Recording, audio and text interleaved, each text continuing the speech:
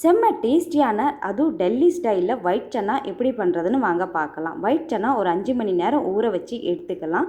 குக்கரில் தேவையான அளவு தண்ணியும் சால்ட்டும் சேர்த்து ஒரு 5 விசில் விட்டு எடுத்துக்கலாம். அதுக்கப்புறம் ஒரு ஸ்பெஷல் மசாலா ரெடி பண்ணுறதுக்கு ஆல் ஸ்பைசஸும் எடுத்து நல்லா வதக்கி கொஞ்சம் ஆறினோன்னு மிக்ஸி ஜாரில் போட்டு நம்ம அரைச்சி பவுடராக எடுத்துக்கலாம்.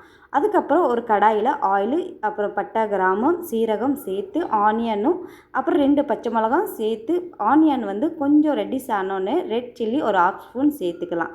கூடயே நம்ம தக்காளி அரைச்சி சேர்த்துக்கலாம், நல்லாயிருக்கும் டேஸ்ட்டாக. அதுக்கப்புறம் சால்ட்டு, ஜிஞ்சர் கார்லிக் பேஸ்ட்டும் சேர்த்துக்கிட்டு ஜிஞ்சர் கார்லிக் பேஸ்ட் வாசனை போனோடனேயே 2 ஸ்பூன் தனியாத்தூள், 1/2 ஸ்பூன் மஞ்சத்தூள், 1/2 ஸ்பூன் கரம் மசாலா, அதுக்கப்புறம் நம்ம ரெடி பண்ண ஸ்பெஷல் மசாலா 2 ஸ்பூன் சேர்த்துக்கலாம்.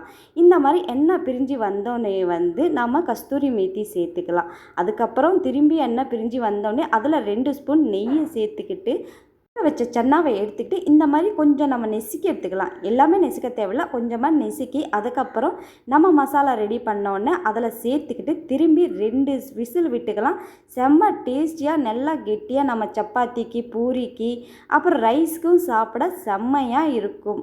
நீங்கள் ஒருக்கா ட்ரை பண்ணி பாருங்கள். அதுக்கப்புறம் இப்படி தான் எப்போவுமே பண்ணுவீங்க.